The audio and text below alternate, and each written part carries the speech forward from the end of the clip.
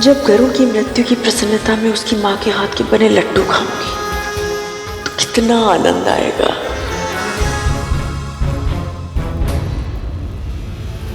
इन्हें इतना प्रसन्न देखकर न जाने क्यों मुझे अजीब सा संदेह हो रहा है। नहीं, कुछ अनुचित नहीं सोचना चाहिए मुझे। पहले भी ऐसे ही संदेह के कारण एक पुत्र को हानि पहुंचा चुकी हूं, फिर मैं वही त्रुटि नहीं कर सकती। हे नारायण, मेरे पुत्र की रक्षा कीजिएगा।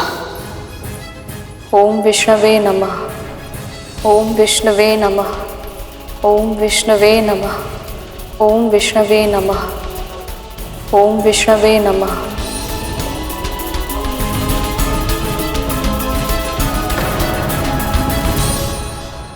मेरे धैर्य की परीक्षा मत ले गरुड़। तू स्वयं को मेरा आज्ञाकारी पुत्र कहता है ना, बार बार दावा करता है कि तू मेरा कहा नहीं टाल सकता, तो अभी मेरी अवज्ञा क्यों कर रहा है? मैं आपको क्रोध नहीं दिलाना चाहता माँ, पर क्या करूं, एक अजीब सी शंका मन में जन्म ले रही है। आप मुझसे इतने समय बाद मिली तो मुझे हृदय से भी नहीं लगाया, अपनी बड़ी बहन अदिति माँ को प्रणाम भी नहीं किया। अभी अभी माँ पाताल भैरवी के साथ जिस शिवलिंग की आराधना मैंने की है, आपने उसे देखा भी नहीं। और सबसे बड़ी बात ये जानते हुए कि मैं अरुण भैया से और शेषनाग भैया से मिलकर आया हूं, आपने ये तक नहीं पूछा कि वो कैसे हैं, कुशल से तो हैं?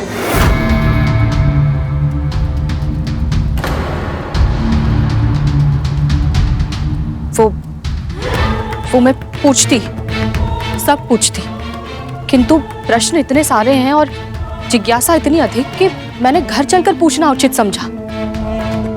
इसलिए तो मैं शीघ्र ही यहाँ से जाना चाहती हूँ। अब तू विलंब मत कर, यहाँ बहुत संकट है। ये दुष्ट असुर किसी भी समय आक्रमण कर सकते हैं। असुरों, आगे बढ़ो।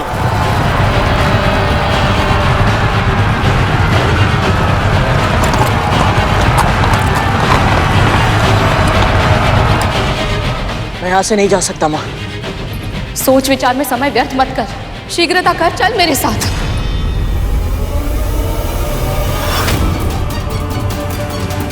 आपने जब मुझे वो संस्कार दिए थे, या तो आपको समझने में मुझसे तब भूल हुई थी या अब हो रही है।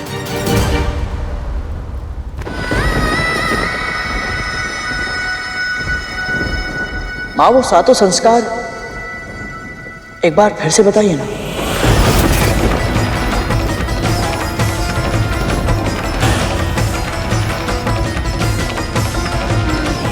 अभी? हाँ, अभी।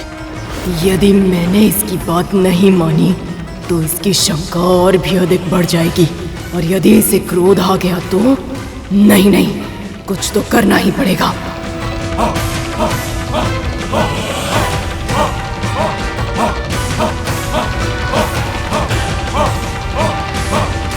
सुनना चाहता है ना, तो सुन, पर इस बार स्मरण रखना, ऐसा कोई युद्ध मत करना जिसे तू जीत ना सके। धन के लिए यदि तुझे जगत पिता श्री विष्णु से भी टकराना पड़े तो हिचकिचाना मत। इस संसार में जीवित रहने का अधिकार केवल उसे ही है जो सबसे अधिक शक्तिशाली हो। शत्रु को वार करने का अवसर मिले उससे पहले तू ही उस पर वार कर देना। सदैव शीश उठाकर चलना, भूमि पर देखना कायरता का चिन्ह है। तेरा चौथा संस्कार है दृष्टि नीचे रखना। विनम्रता से झुका हुआ शीश ही पूजनीय होता है। यदि पराजय सामने हो तो शीश झुकाना शीश कटाने से अच्छा विकल्प है। जिन विषयों का संबंध तुझसे नहीं है उसमें कभी हस्तक्षेप मत करना। स्वयं का हित सोचे बिना केवल दूसरों के हित के लिए किया गया कार्य ही परोपकार होता है। इसे निस्वार्थ भाव से करना होता है गुरु, किसी लाभ, अपेक्षा या प्रशंसा के बिना। कौन से संस्कार है ये मेरी माँ नहीं हो सकती। कोई ना कोई गड़बड़ अवश्य है।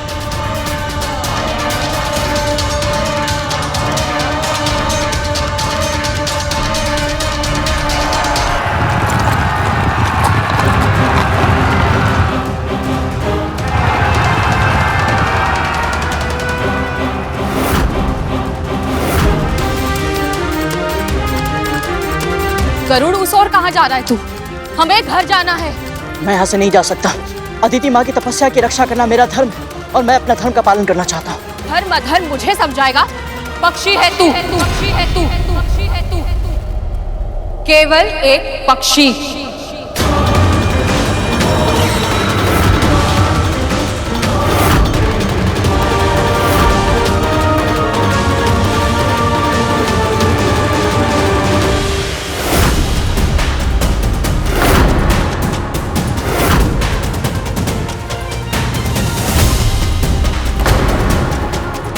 मेरा अर्थ है गरुड़।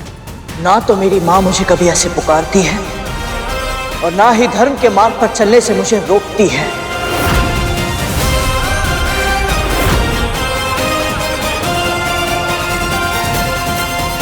आप मेरी माँ नहीं हैं। कौन है आप? जानना पर्याप्त नहीं है पक्षी, अब पहचान ले। मैं तुझे जीवित ही खा जाऊंगी।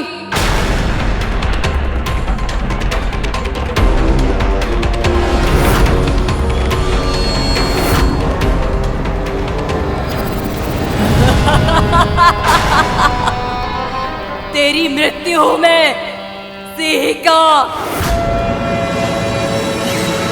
सेनापति, आक्रमण कीजिए।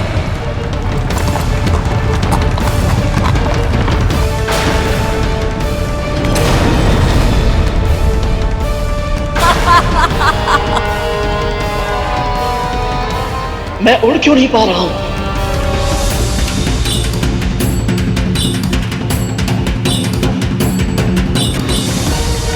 कोई भी प्राणी अपनी छाया से पीछा छुड़ाकर भाग नहीं सकता है, और अब तेरी छाया को मैंने बंदी बना लिया है।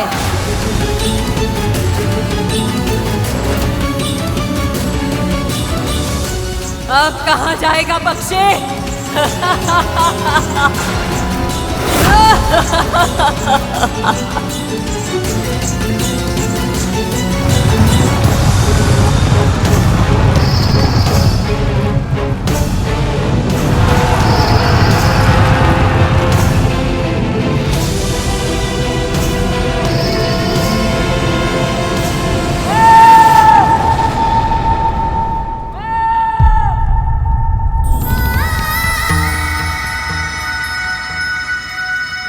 गरुड़, पर ऐसे क्यों पुकार रहा है वो? क्या वो किसी संकट में है? हे जगत पिता, हे प्रभु विष्णु, मैं जानती हूँ भक्त को चिंता नहीं चिंतन करना चाहिए, पर क्या करूँ मैं? जब से मेरा पुत्र मुझे छोड़कर गया है, न जाने क्यों बार बार ऐसा लगता है मुझे जैसे वो चाहकर भी मेरे पास वापस नहीं लौट पाएगा। जब संतान छोटी होती है, उसका प्रथम और अंतिम सहारा होता है माँ का आंचल, पर फिर धीरे धीरे वो उस आंचल की छाप को भूल जाती है।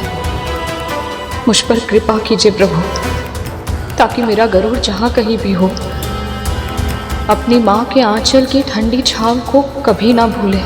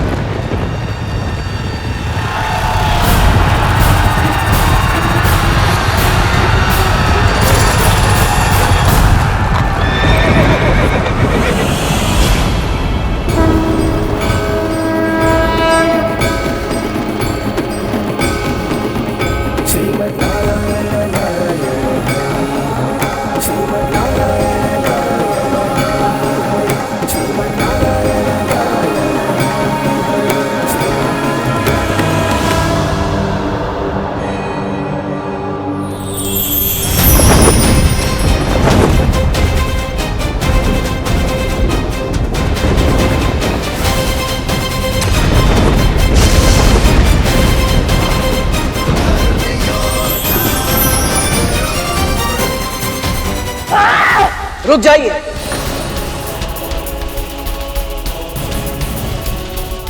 आप मेरी मां बनकर मेरे सामने आई, 2 पल के लिए सही, पर आपके कारण मैं अपनी मां के दर्शन कर पाया,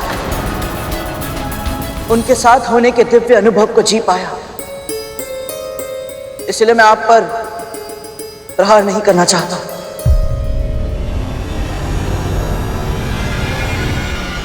सिंगिका, यही सही अवसर है, प्रहार करो।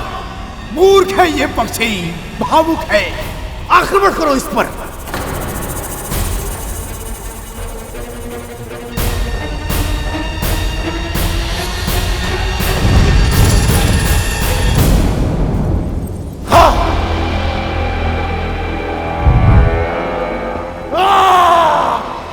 असंभव है ये। इतनी धृष्टता, मुझे पराजित करने के लिए मां के प्रति मेरे प्रेम का अनुचित लाभ उठाया तूने। अपने छल में मेरी मां का उपयोग किया। तूने गरुड़ की मातृभक्ति को ललकारा है वज्रांग। इसी क्षण अपने प्राण बचाकर भाग जा वज्रांग, या फिर अत्यंत भयानक और पीड़ादायक मृत्यु के लिए तैयार हो जा।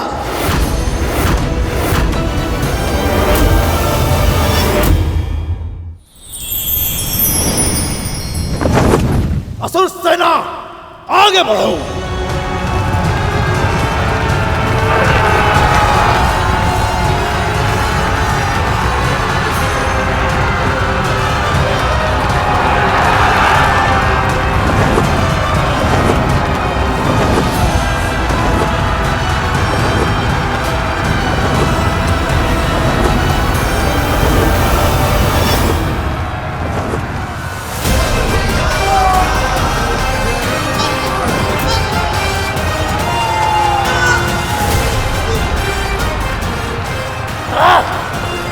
असुर सैनिकों, कहां पीठ दिखा के भाग रहे हो? आक्रमण करो।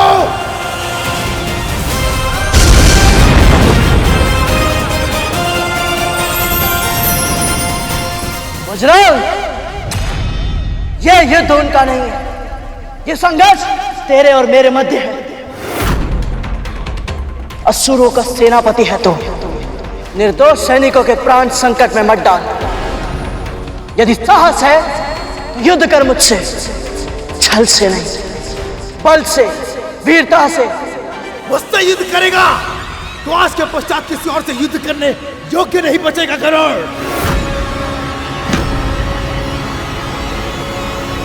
वाह!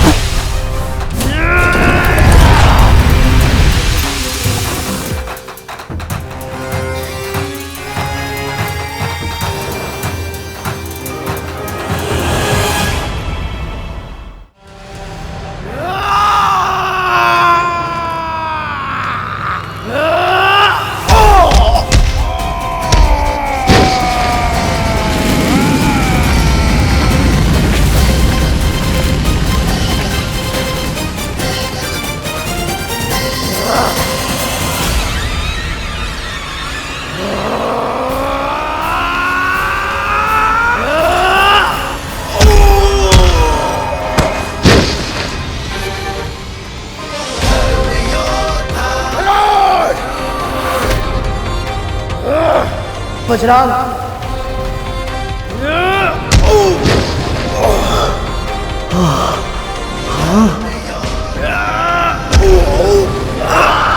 रुक जाओ पुत्र, रुक जाओ।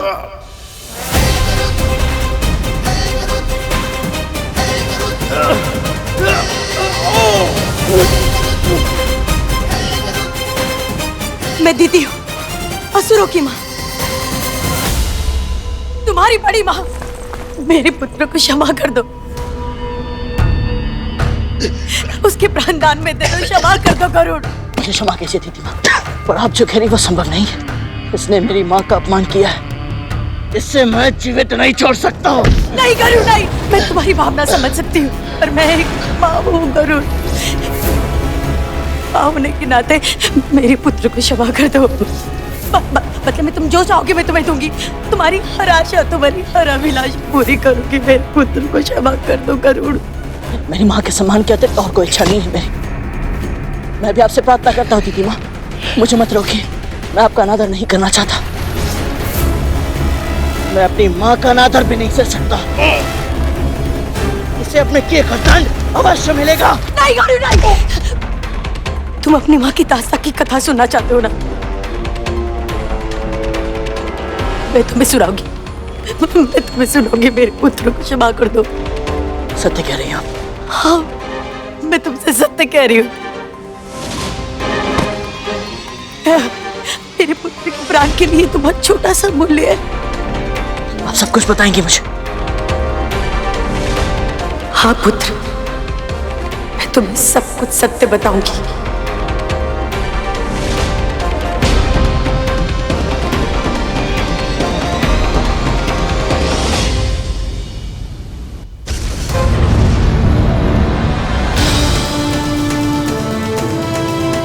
जिस सत्य को जानने के लिए अधीर था, मैं तड़प रहा था, वो सत्य अब पता चलेगा मुझे।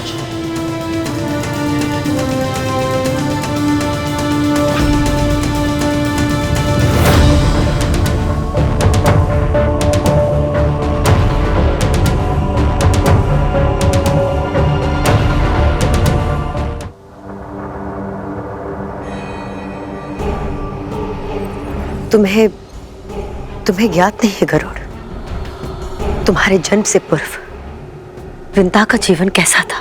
मुझे अनुमान है दीदी माँ, मैं 7 लोगों की यात्रा पार करके वैकुंठ गया था।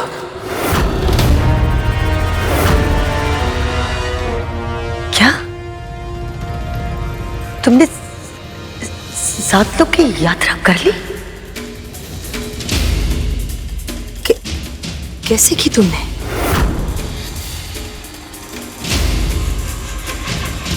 इन पंखों के सहारे दीदी माँ, मैं उड़कर गया।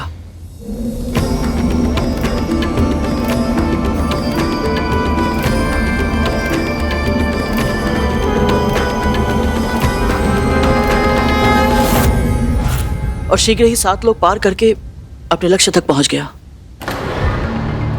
और तुम्हारे मार्ग में कोई बाधा नहीं आई? किसी ने रोका नहीं तुम्हें गरुड़? नहीं, बस विरजा नदी में कुछ समय के लिए फंस गया था। ओम विष्णवे नमः, ओम विष्णवे नमः। और फिर मैं वैकुंठ पहुंचा और वहां मुझे शेषनाग भैया मिले। और शेषनाग ने तुम्हें देखते ही पहचान लिया? नहीं दीदी माँ,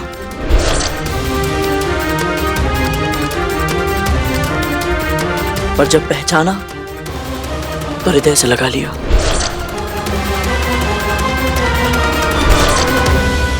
कतरू को और मुझे अनुमान भी नहीं था कि ये पक्षी इतना शक्तिशाली है। करुण, और क्या कहा शेषनाग ने तुम्हें? उन्होंने बताया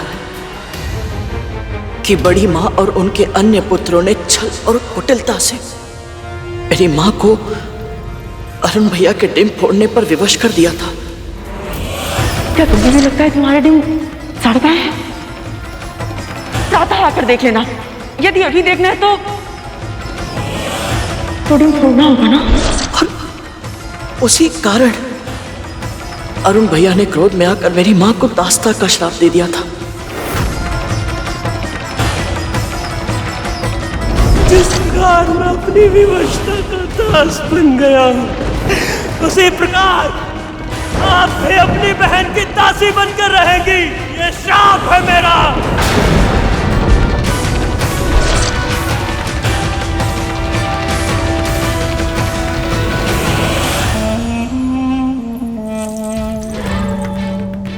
गरुड़ को कद्रू के उसके पुत्रों का सत्य पता चल चुका है। अब इसे मूर्ख बनाना संभव नहीं है। यदि मुझे स्वयं को और अपने पुत्र को इसके क्रोध से बचाना है तो मुझे सब कुछ वैसा ही बताना पड़ेगा जैसा सच में हुआ था।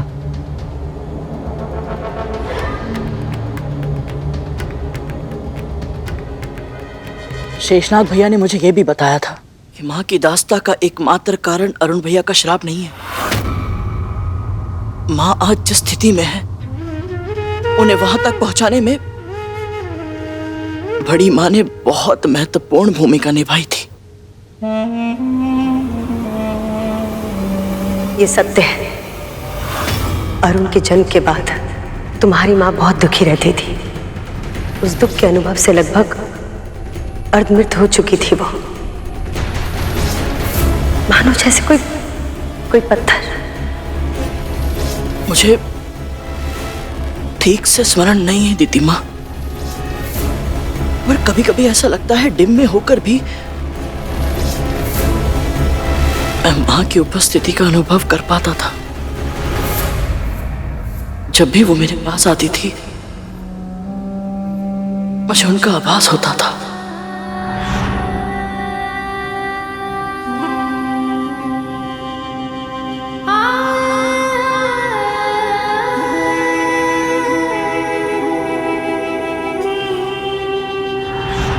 अपने निकट उपस्थित व्यक्तियों के प्रति संवेदनशील तो तुम पहले से ही थे। उस वक्त तुम्हारी माँ अपने दुखों के पहाड़ों के नीचे दबकर न सुध-बुध खो चुकी थी।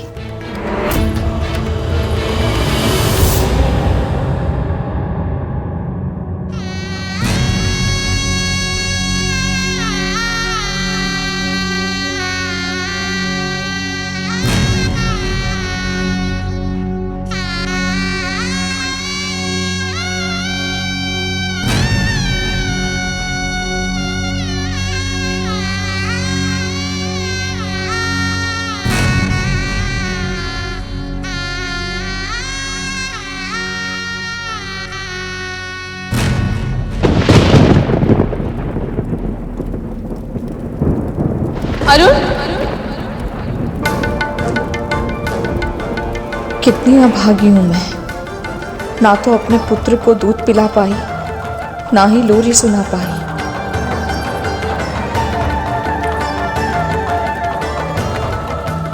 और वो भी तो इतनी सी उम्र में अपने घर से, अपनी माँ से इतना दूर है। कौन ध्यान रखता होगा उसका?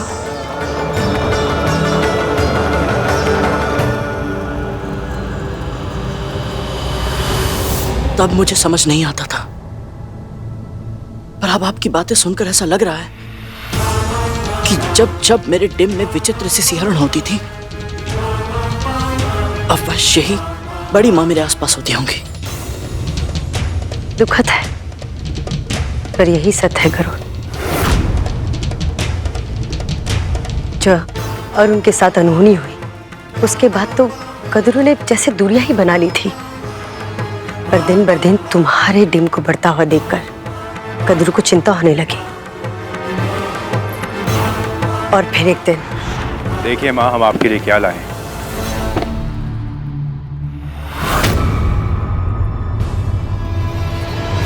दुनिया के सबसे अनोखे, दुर्लभ और मूल्यवान रत्न। और पता है माँ, इन रत्नों को ढूंढने में और इकट्ठा करके आपके लिए लाने में हमने कितना श्रम किया है, किंतु आपके लिए कुछ भी।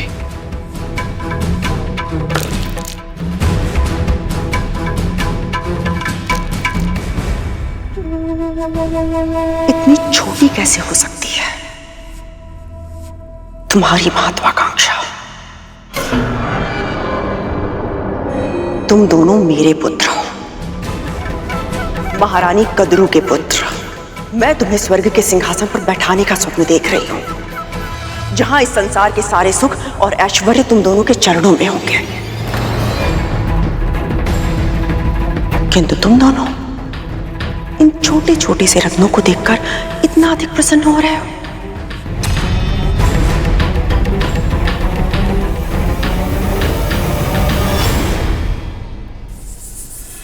विंता के पुत्र को इंद्र से अधिक शक्तिशाली होने का वरदान मिला था, पर कोई भी वरदान मेरे स्वप्न को सत्य में परिवर्तित करने से नहीं रोक सकता।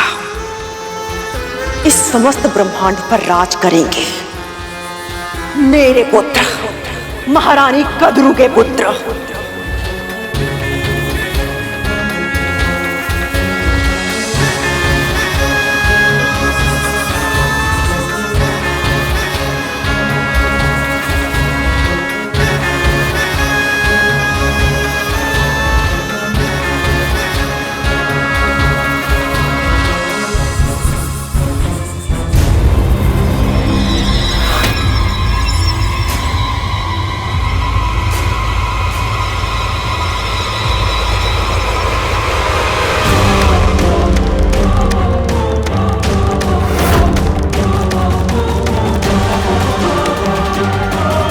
ये मेरा संदेह है या ये दिन अनवरत बढ़ता ही जा रहा है।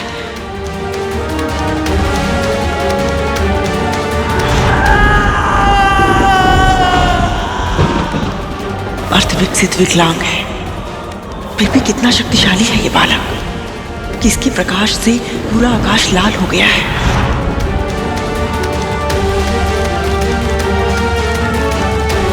अच्छा ही है ना माँ, छोटी माँ का पुत्र इस डिम से निकलकर जितना बड़ा और शक्तिशाली होगा, उसे युद्ध करके पराजित करने में और पूरा का पूरा निगल जाने में कितना आनंद मिलेगा। मूर्खों की तरह बात करना बंद करो कालिया।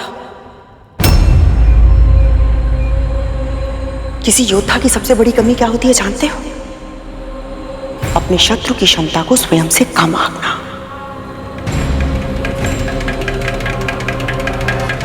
बहुत सावधान रहना होगा हमें, बहुत सावधान। इतनी चिंता करने की आवश्यकता नहीं है माँ। अरुण तो पहले से ही अर्थ विकसित है और छोटी माँ वो अंजल त्याग कर स्वयं के प्राण लेने की तैयारी कर रही है।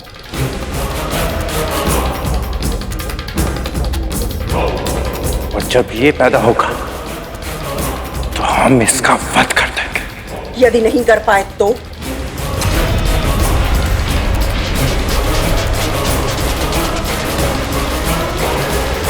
इस डिम को ध्यान से देखो तक्षक। 800 वर्षों से ये विकसित हो रहा है। पोषण प्राप्त कर करके ये इतना विशालकाय हो गया है कि उसने सूर्य के तेज को भी ढक लिया है।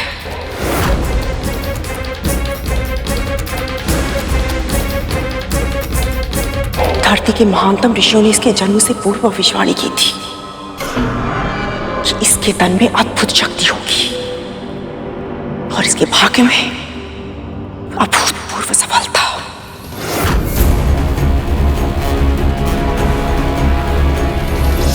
ईश्वर ही जाने कितना शक्तिशाली होगा ये।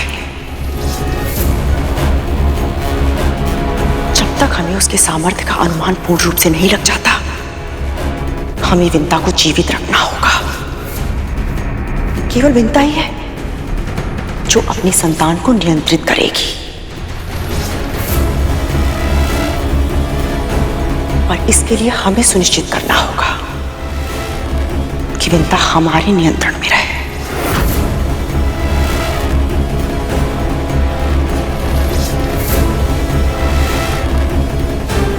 अद्भुत, आपकी दूरदृष्टि अद्भुत है माँ। आपकी चालों का उत्तर ना ही छोटी माँ के पास है और ना ही उनकी संतान के पास होगा।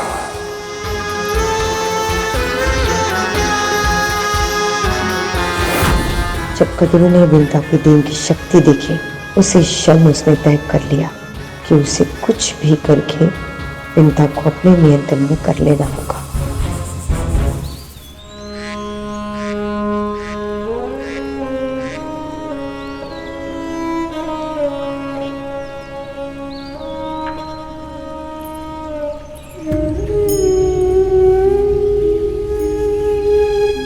कब तक अपने विचारों की भूल भुलैया में खोई रहोगी विंता?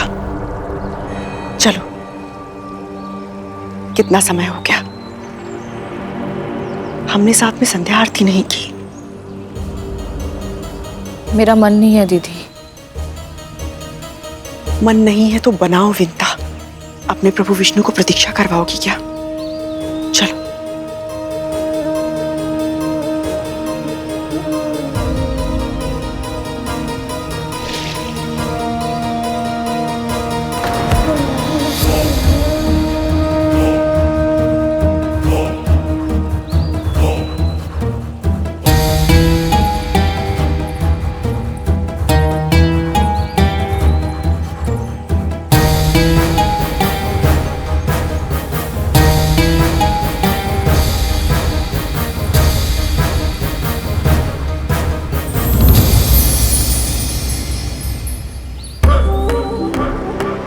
दो दिन से अपने पांव को जल में डालकर बैठी हो। देखो कैसे सुन्न पड़ गए, जैसे जैसे उनमें प्राण ही नहीं है।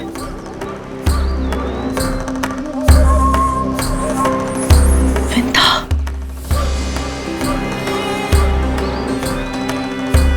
अरुण के तो पाँव भी नहीं है दीदी।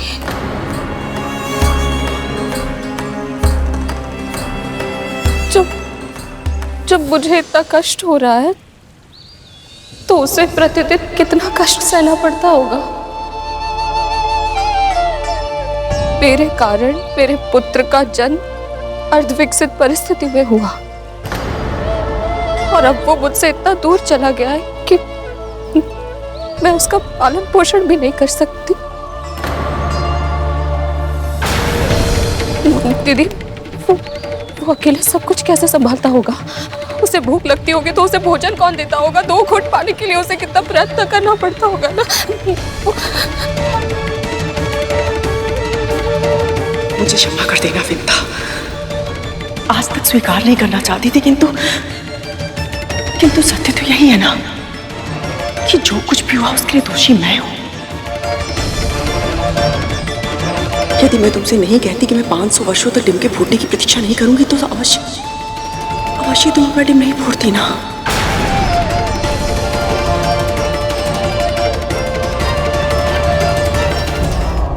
मैं उस रात तुम्हें रोकने भी आई थी, किंतु जब तक मैं वहां पहुंची तब तक मैं अपना डिम फोड़ चुकी थी।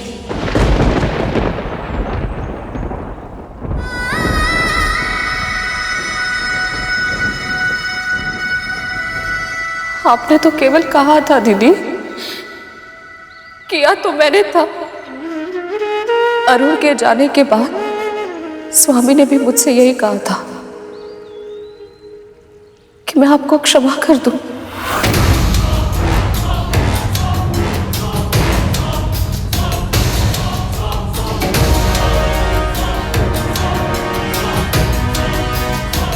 महर्षि कश्यप ने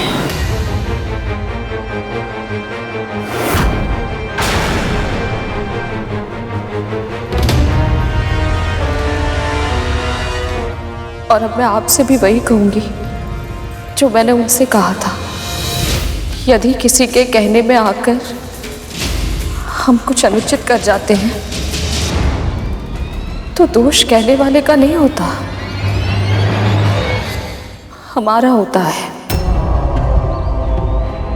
क्योंकि हमने अपने विवेक का उपयोग नहीं किया। इसलिए क्षमा का तो प्रश्न ही नहीं उठता दीदी। दोष मेरा है क्योंकि दायित्व मेरा था। ये पाप मैंने किया है और इस पाप के लिए मैं स्वयं को जितना दंड दूं उतना कम है। स्वयं के साथ और उससे अधिक अपने अजन्मे पुत्र के साथ तुम अत्याचार कर रही हो विंता। हम दोनों मां है विंता, और माओ को अपने पुत्रों के लिए, अपनी संतानों के लिए स्वयं को संभालना ही पड़ता है। तुम्हारा तन और मन स्वस्थ होगा तभी तो तुम अपने होने वाले पुत्र का ध्यान रख पाओगी। देखो कितनी शीघ्र कितना बड़ा हो गया वो।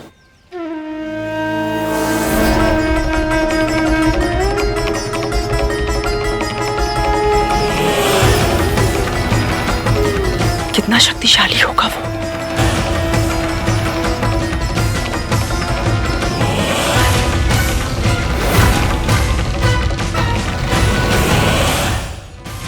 जब शक्ति अधिक हो तो उसे सजोने का, संवारने का उत्तरदायित्व भी अधिक होता है। शक्तिशाली तो वो सबके आशीर्वाद से बनेगा, किंतु उसे उत्तरदायी बनाना तुम्हारा कर्तव्य है, ताकि उस शक्ति का अनुचित उपयोग ना हो। ना वो क्रोधी बने, ना वो दंभी बने। इसलिए तुम्हें उसे नियंत्रित करना होगा, है ना?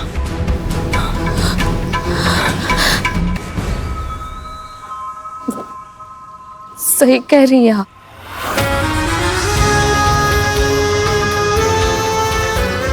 मैं चाहती थी मेरा पुत्र अपने माता पिता का सम्मान करे, उनके संस्कार सीखे, पर उससे पहले मुझे योग्य बनना होगा, क्योंकि संतान अपने माता पिता को जैसा व्यवहार करते देखती है वही सीखती है और वैसा ही आचरण भी करती है।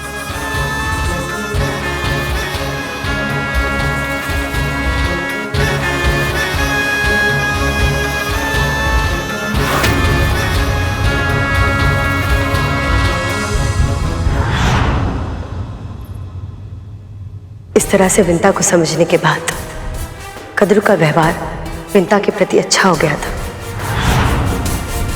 वो उसका ध्यान रखने लगी, उसके खाने पीने, सोने का, सारी चीजों का।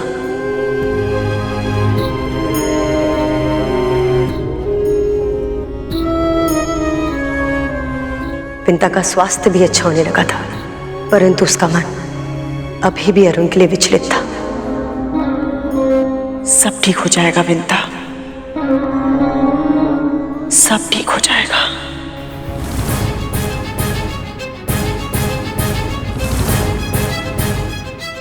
सब ठीक तो होना ही है, क्योंकि पहले मैं तुझे समझा बुझाकर स्वस्थ करके अपने नियंत्रण में लूंगी और फिर तेरे माध्यम से तेरे दूसरे पुत्र को नियंत्रित करूंगी। अब वो दिन दूर नहीं जब मेरी महत्वाकांक्षा के आकाश में मेरे पुत्र सूर्य बनकर उदित होंगे और सारे संसार पर छा जाएंगे। और फिर एक दिन मैंने कद्रू को एक ऐसी सूचना दी कि उसको सुनकर विंता खुश हो गई।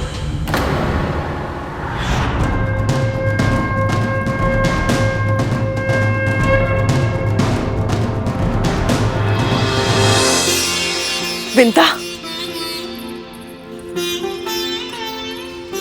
मैंने कहा था ना तुमसे कि सब कुछ ठीक हो जाएगा। देख, सब कुछ ठीक हो गया। क्या हो गया दीदी? क्या कह रही हैं आप? तुम्हारी पूजा और अरुण की तपस्या सफल हुई है विंता। अब वो अकेला नहीं है, सूर्यदेव ने हमारे अरुण को अपने रथ का सारथी बना लिया है।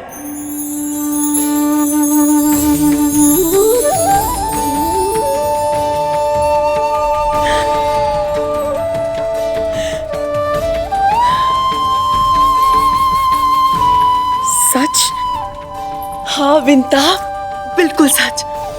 तुम अब प्रतिदिन अपने पुत्र की लालिमा का अनुभव कर पाओगी और वो भी तुमको देख सकेगा। प्रतिदिन विंता, प्रतिदिन। आपको अनुमान भी नहीं है कितनी प्रसन्नता दी है आपने मुझे,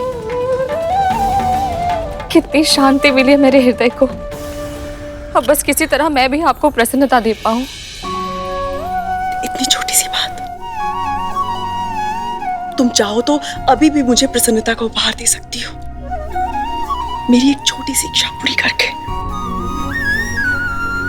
तुमने चार दीवारी को अपना बंदी गृह बना लिया है, तुम्हें यहां से बाहर निकलना होगा विंता। हमें एक साथ वन की सुगंधित वायु का अनुभव किए और मुक्त आकाश के नीचे घूमे हुए कितना समय बीत चुका है। तुम चलोगी ना? मैं अवश्य चलूंगी दीदी। आपकी इच्छा को सम्मान अवश्य दूंगी मैं।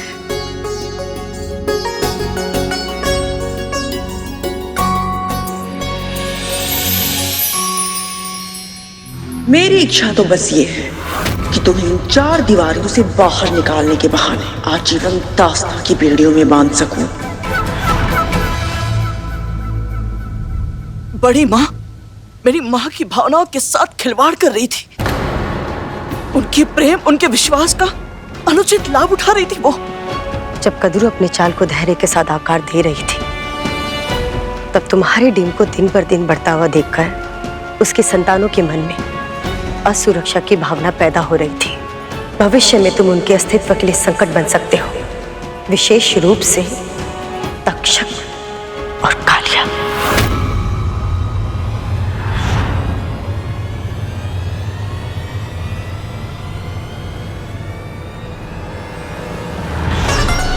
मुझे धुंधला धुंधला स्मरण हो रहा है। कभी कभी मुझे संकट का आभास होता था तो गहरे काले रंग की छायाकृतियां दिखाई देती थी। अब समझ आया कि वो तक्षक भैया और कालिया भैया थे। वो दोनों इतने शक्तिशाली थे कि अपनी ऊर्जा संभालना उनके लिए संभव नहीं था। वो सदैव किसी ना किसी को खोजते रहते थे ताकि उसको कष्ट देकर अपना मनोरंजन कर सके। पर कदरू के स्पष्ट आदेश से वो तुम्हें किसी तरह की हानि नहीं पहुंचा सकते थे। पर उनके स्वभाव में असुरक्षा और जलन थी। इसलिए तुम्हें तंग करने का विचार उनके मन मस्तिष्क से कभी नहीं गया। और फिर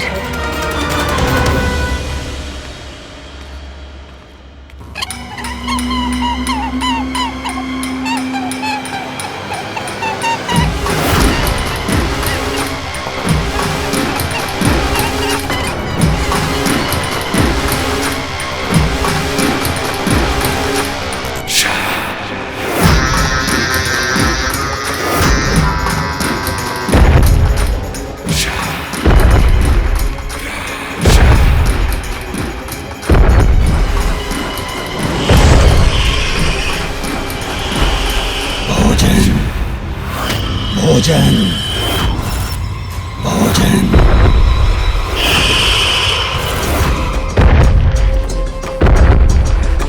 भोजन।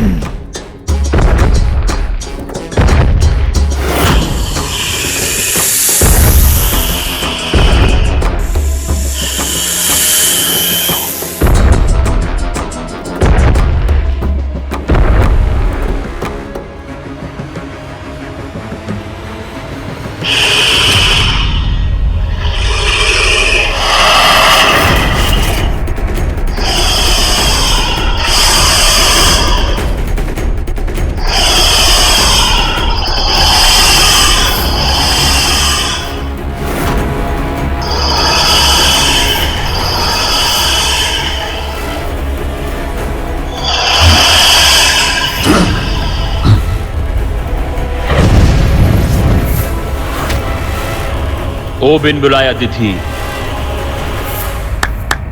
किसकी अनुमति से इस स्थान पर प्रवेश किया?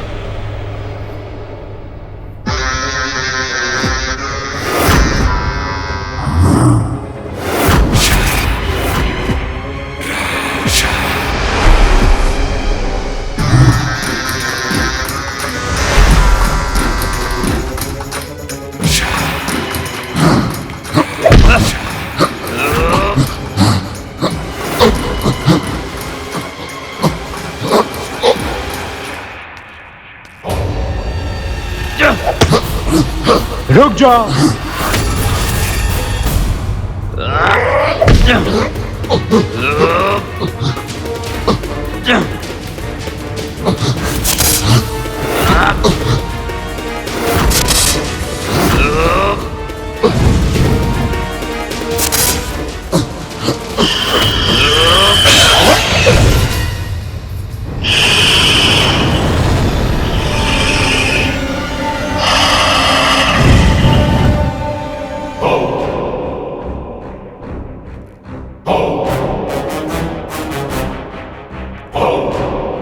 मैंने अभी अपनी विष की क्षमता का पूरा उपयोग नहीं किया,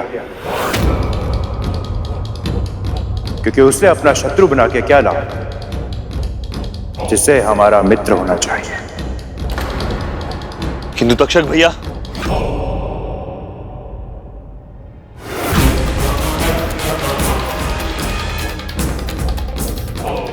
परंतु मैं तुमसे मित्रता क्यों करूं?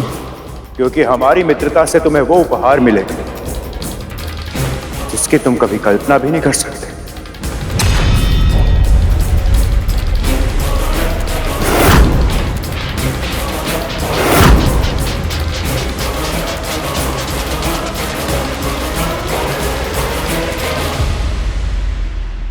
वो डिम देख रहे हो?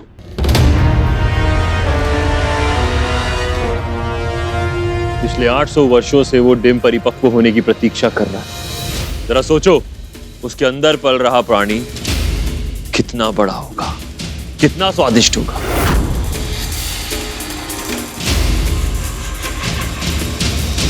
तुम चाहो तो अकेले पूरा का पूरा खा सकते हो।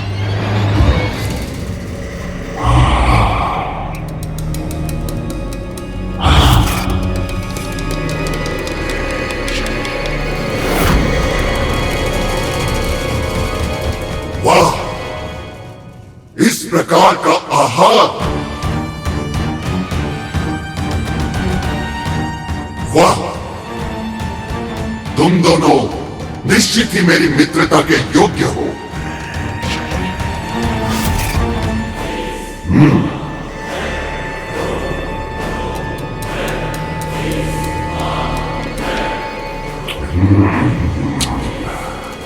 एक बार मैं इसे खा लूंगा तो मेरी भूख लंबे समय के लिए मिट जाएगी।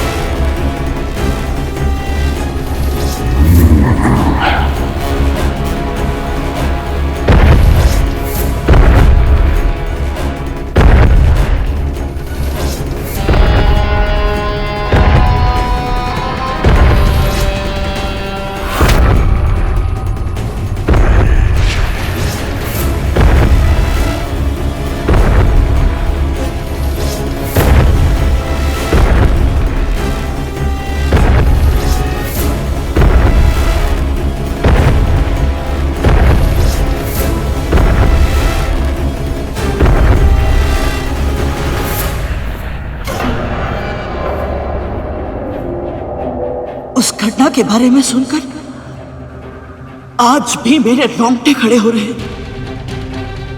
मुझे अच्छी तरह स्मरण है वो दिन। बहुत आशंकित था, डिम के भीतर असहाय अनुभव कर रहा था। लग रहा था जैसे साक्षात मृत्यु मेरी ओर बढ़ी चली आ रही है। मृत्यु का दूसरा नाम था वो दानव, जिसे तक्षक और कालिया ने भेजा था तुम्हारे लिए। पर वो नहीं जानते थे कि वो कितनी बड़ी संकट में फंसने वाले थे। कैसे दीदी माँ?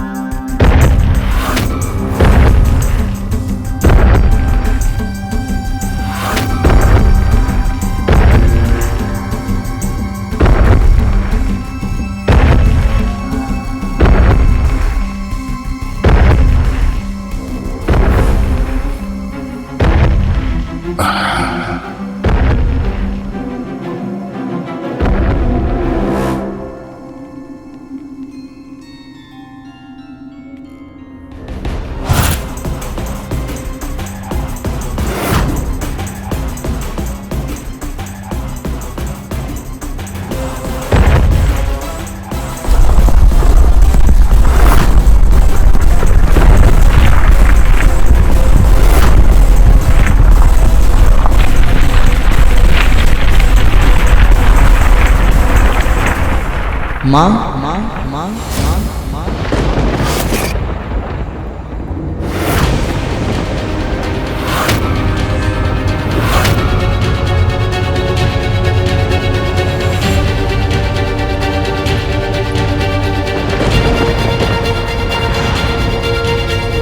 मुझे आभास हो रहा था दीदी माँ कि कोई भयानक दुष्ट छाया मेरे डिम की भारी आवरण को छू रही है।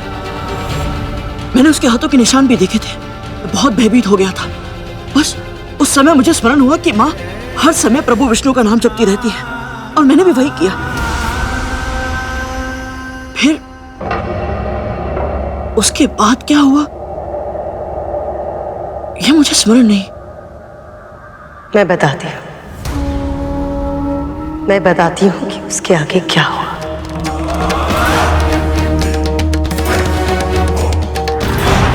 ओम नमः नारायणाय, ओम नमः नारायणाय, ओम नमः नारायणाय, ओम नमः नारायणाय, ओम नमः नारायणाय, ओम नमः नारायणाय।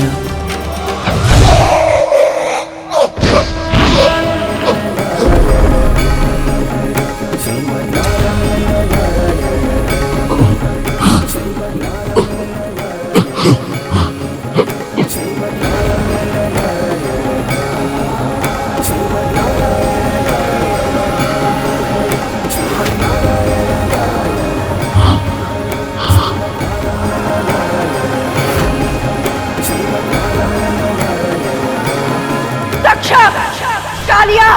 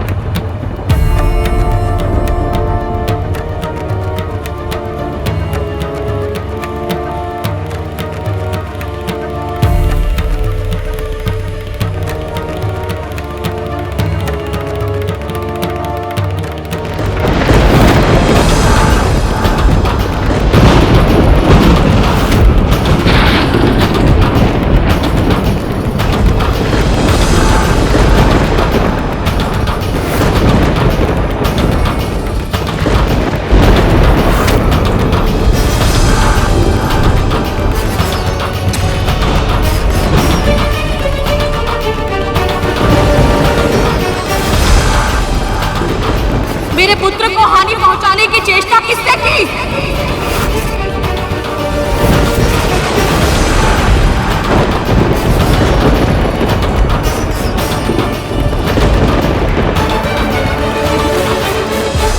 पर माँ तो सदैव प्रसन्नचित्त रहती है।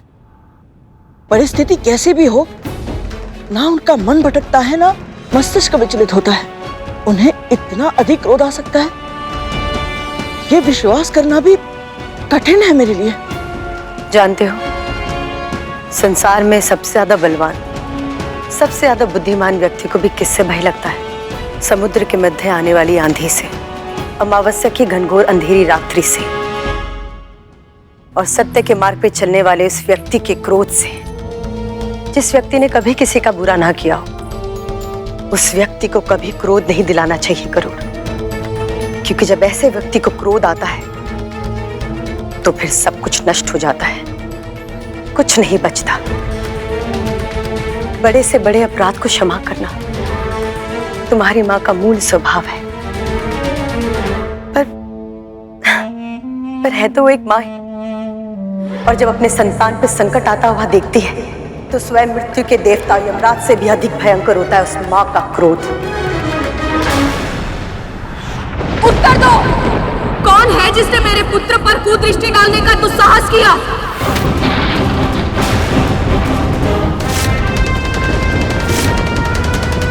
कायरों की भांति छिपे मत रहो, सामने आओ। किसका षड्यंत्र है ये? शांत हो जाओ विद्या, शांत हो जाओ। तुमने देखा ना, वो कोई अनजान ही था। पर वो था कौन? कैसे आया यहाँ? और क्यों मेरे पुत्र को हानि पहुंचाना चाहता था? तक्षक कालिया, सच कहो, क्या जानते हो उसके बारे में?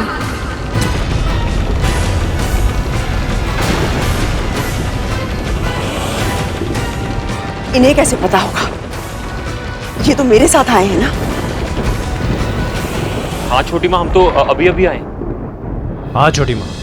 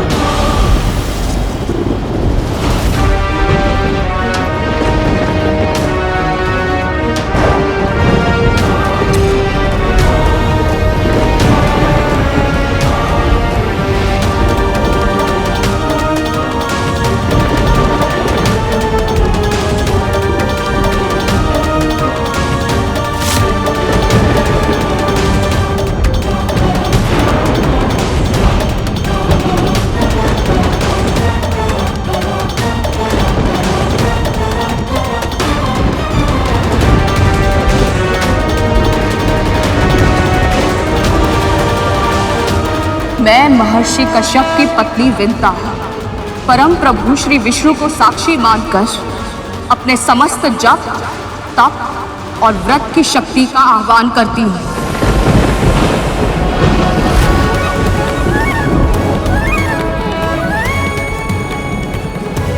मैं अपने डिंब के निकट रहूं या ना रहूं, यदि कोई भी प्राणी मेरी इच्छा के बिना इस सुरक्षा घेरे को पार करने का प्रयत्न करेगा, वो उसी क्षण जलकर भस्म हो जाएगा।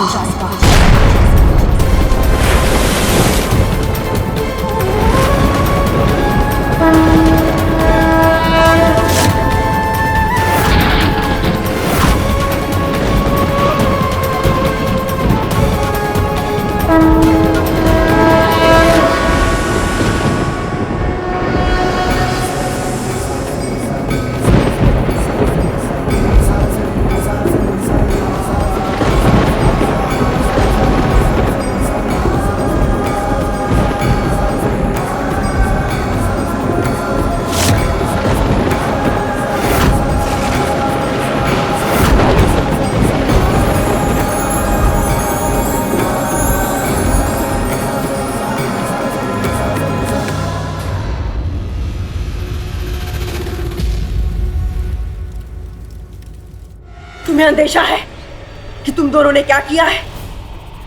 न केवल उस डिम में पल रहे शत्रु का विनाश करने में असफल रहे हो, बल्कि तुम दोनों के कारण अब विंता भी सतर्क हो गई है। उसके होने वाले पुत्र को अपने वश में करने के लिए मैं विंता को अपने नियंत्रण में रखना चाहती थी,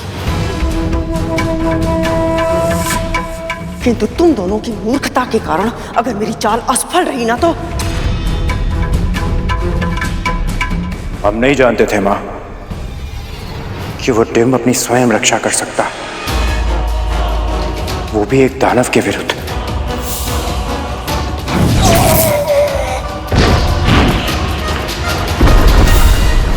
हाथी का शावक बल के कारण मतवाला होकर इधर उधर घूमता रहता है। मार्ग में आ रही हर वस्तु को इधर उधर फेंकता रहता है। वो उसे नियंत्रण में रखने के लिए जन्म लेते ही उसके पैरों में बेड़ियां डाल दी जाती हैं। पर जब वो बड़ा हो जाता है तो और भी बलशाली होने के बाद भी बचपन के अभ्यास के कारण अपनी बेड़ियों को तोड़कर भागने की चेष्टा नहीं करता है। वो हम समझे नहीं मां। उस डिम से इसका क्या संबंध मां? यदि हम भी उस अजन्मे विंता पुत्र को हाथी के शावक की तरह अपने नियंत्रण में रखना चाहते हैं, हमें सुनिश्चित करना होगा कि अपनी शक्तियों के बारे में उसे कभी ना पता चले। स्मरण रखना, विंता ही वो खूंटी है जो अपने पुत्र को हमारे आदेशों के खूंटे से बांध कर रख सकती है।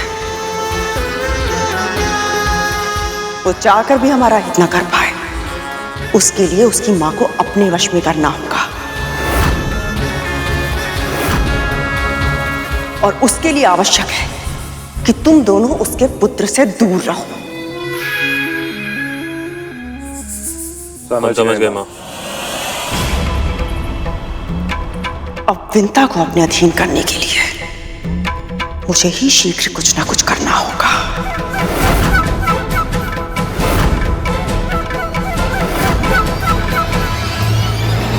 बड़ी मां ने उन्हें इतना समझाया, फिर भी वो सुधरे नहीं थे।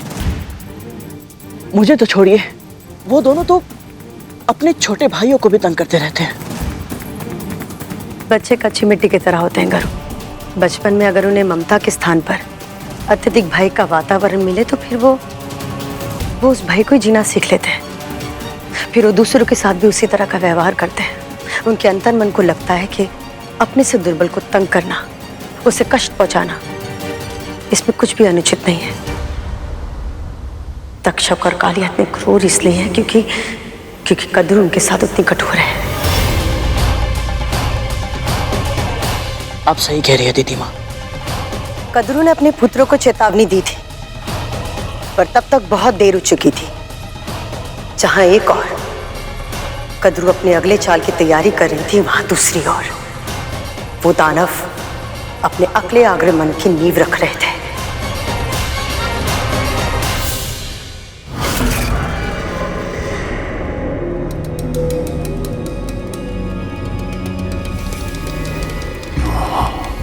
टीम,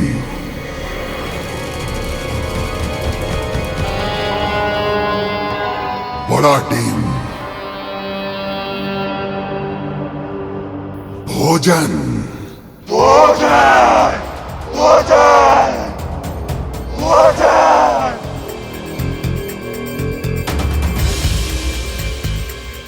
शक्तिशाली,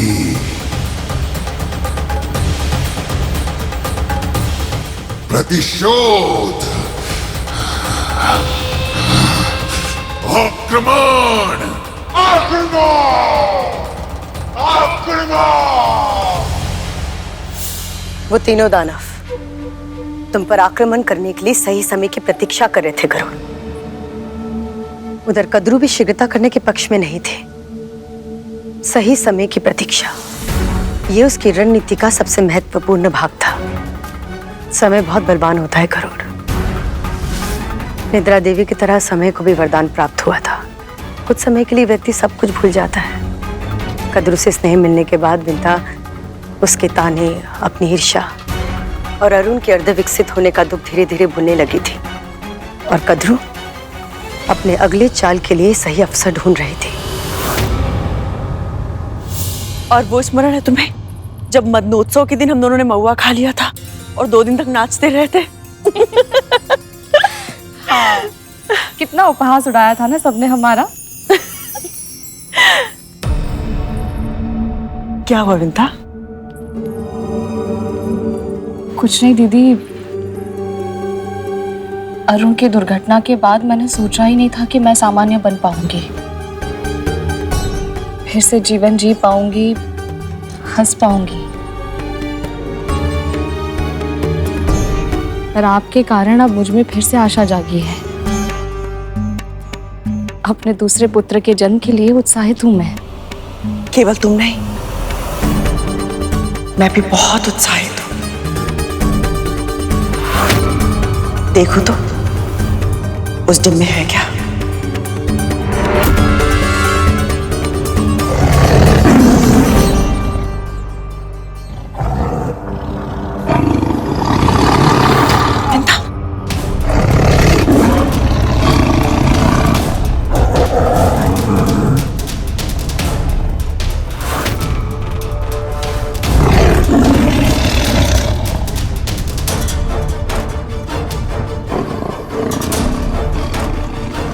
बाघ हिरण शावक को मार डालेगा। नहीं दीदी, जैसे बाघ निकट आएगा उस हिरण शावक की मां कूदकर संतान के सामने आ जाएगी और स्वयं को भोजन बनाकर बाघ के सामने अपने को प्रस्तुत कर देगी। प्रश्न ये नहीं उठता संकट में सभी सबसे पहले स्वयं के प्राण बचाने के विषय में सोचते हैं। किसी और का तो मन में विचार भी नहीं आता है। लगी शर्त? लग गई। तो जो हारेगा उसे दूसरे को हंसाना पड़ेगा, विदूषक बनकर। स्वीकार है।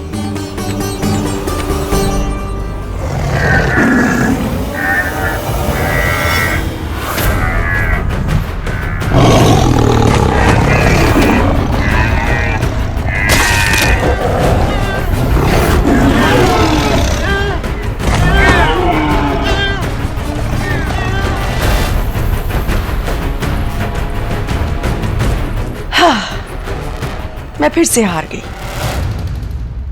अब विदूषक बनना पड़ेगा मुझे। नहीं नहीं दीदी, मैं तो केवल परिहास कर रही थी। किंतु मैं तो गंभीर थी। शर्त हारी हूं, दंड तो भुगतना ही होगा।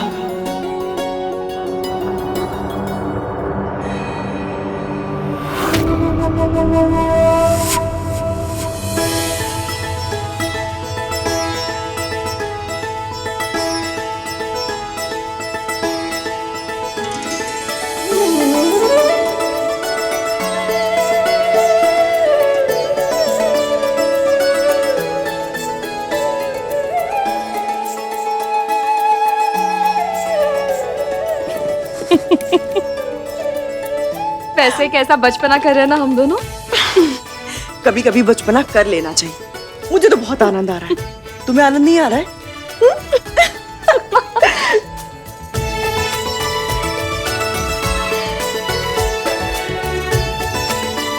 कैसा लग रहा है मस्सा?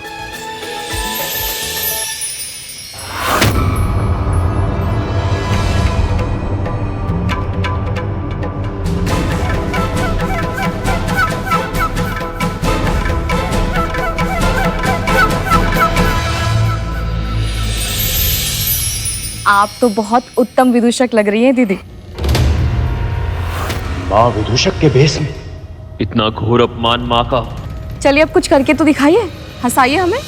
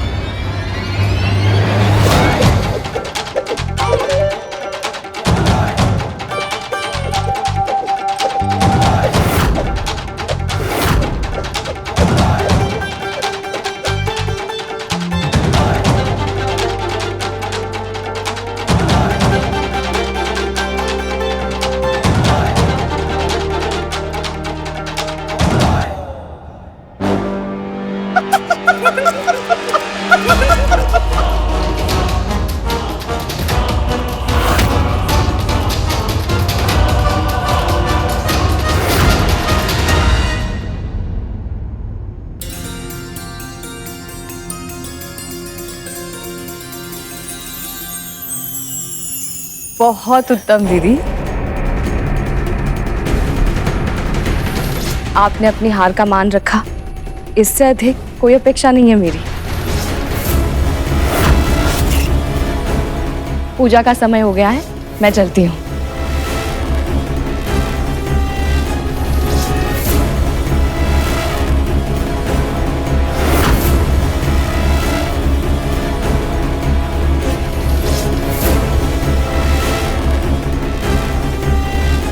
आपने अपना अपमान क्यों होने दिया माँ?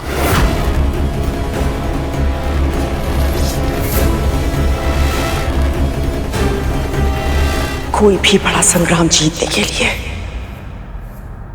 एक युद्ध हारना ही पड़ता है। जो अपमान मैंने सहा है,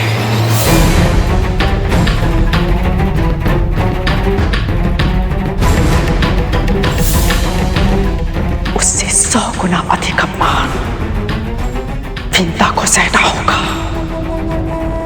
बहुत ही शीघ्र।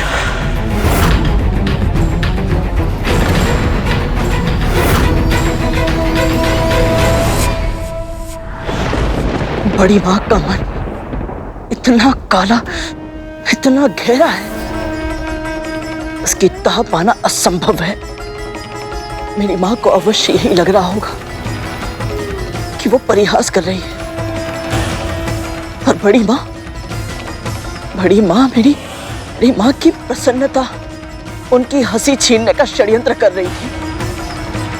पर मेरी माँ तो बहुत बुद्धिमान है, फिर उन्हें इस बात की भनक क्यों नहीं पड़ी थी माँ? क्योंकि तुम्हारी माँ का स्वभाव बहुत अच्छा है करुण।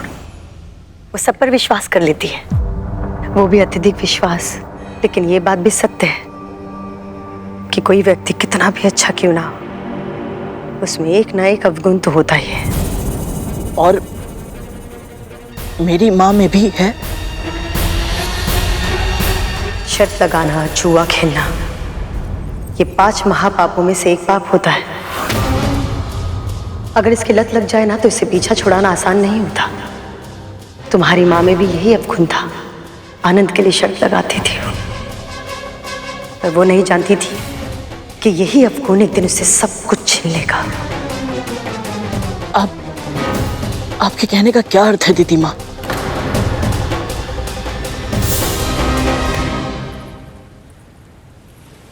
तुम्हें थकान लग रही होगी ना? लग तो रही है। तो यहीं बैठ जाते हैं, वायु की ठंडक का आनंद लेते हैं।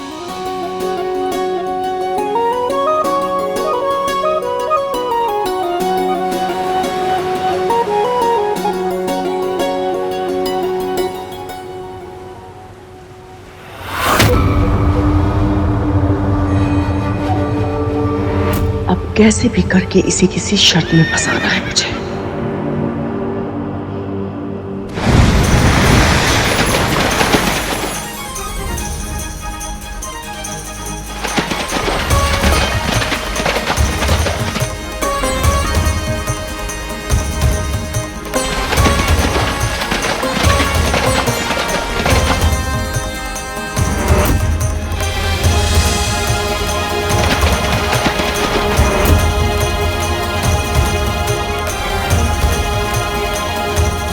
यही अवसर है मेरी होने वाली दासी से अंतिम शर्त लगाने का।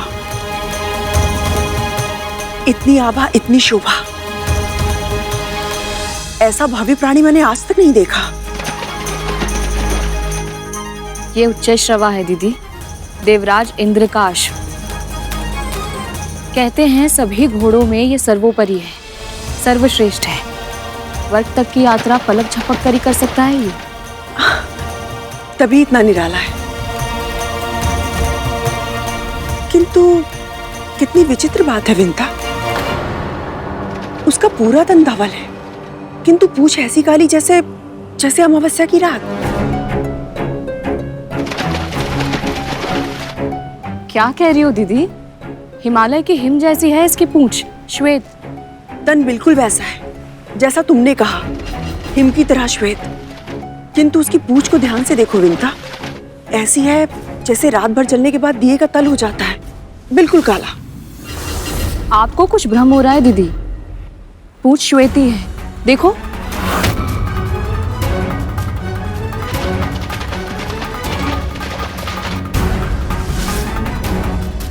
लगी शर्त?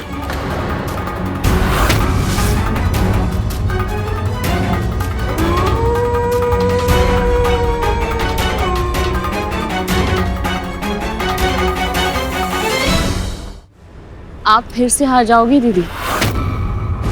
श्वेत और काले में बहुत अंतर होता है, मैंने अपनी आंखों से देखा है।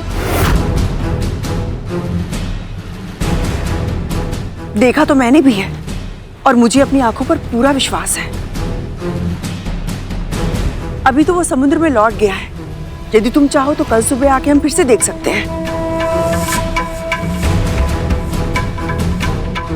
तो बोलो, शर्त लगाने का साहस है? हारने वाले को जीतने वाले की एक बात माननी होगी। स्वीकार है?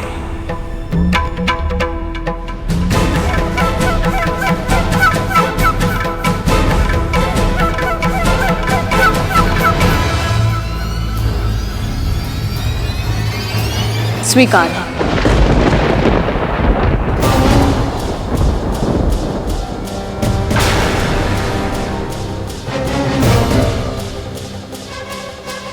ये अचानक क्या हो गया? मैं अपना डिम देख कर आती हूँ।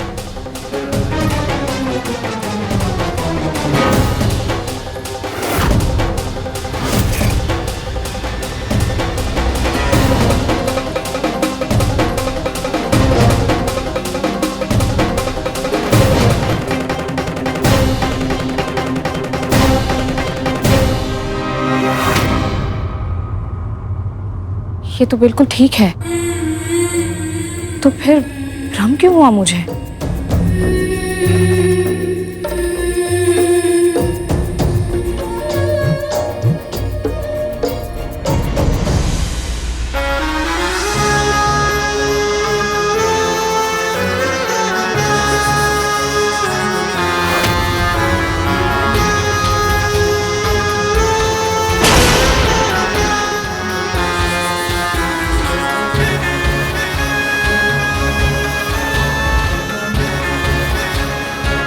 सब जानती है तू, भली भांति समझती है ये सब अनुचित है। तू क्यों कर रही है ये सब?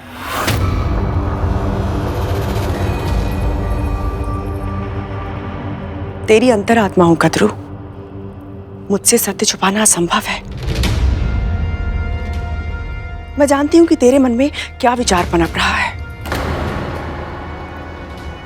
इसलिए तुझे चेतावनी दे रही हूं कि तू जो करना चाहती है वो अकल्पनीय है। मत कर ऐसा। व्यर्थ के आदर्शों में मुझे मत फंसा। शर्त लगाना विंता के स्वभाव की दुर्बलता है और तू उसी दुर्बलता का लाभ उठाना चाहती है। इसीलिए तूने जानबूझकर शर्त लगाई कि उस घोड़े की पूंछ काली है, ताकि विंता को यह भ्रम हो जाए कि शर्त तू ही हारेगी। जबकि क्या? जबकि हारी हुई शर्त को अपनी जीत में कैसे बदलना है, इसका उपाय तो तुझे शर्त लगाने से पहले ही सूझ गया था। अर्थहीन प्रलाप मत कर, तू ये पाप मत कर। यदि किया तो असुरक्षा की ये भावना तेरे और तेरे पुत्रों के विनाश का कारण बन जाएगी। अभी भी समय है कद्रू, संभल जा।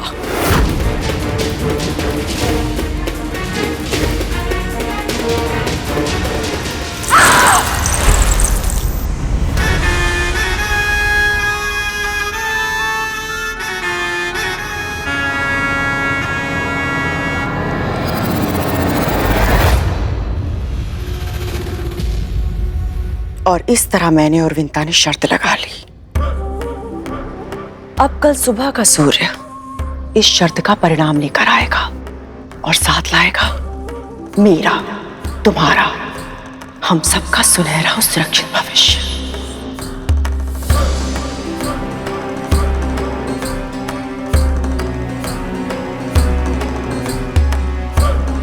मैं जानती हूं तुम सबके मन में क्या प्रश्न उठ रहा है। यही ना कि जब उच्चैश्रवा की पूंछ श्वेत रंग की है तो उसे काली सिद्ध करके मैं अपनी शर्त को कैसे जीतूंगी?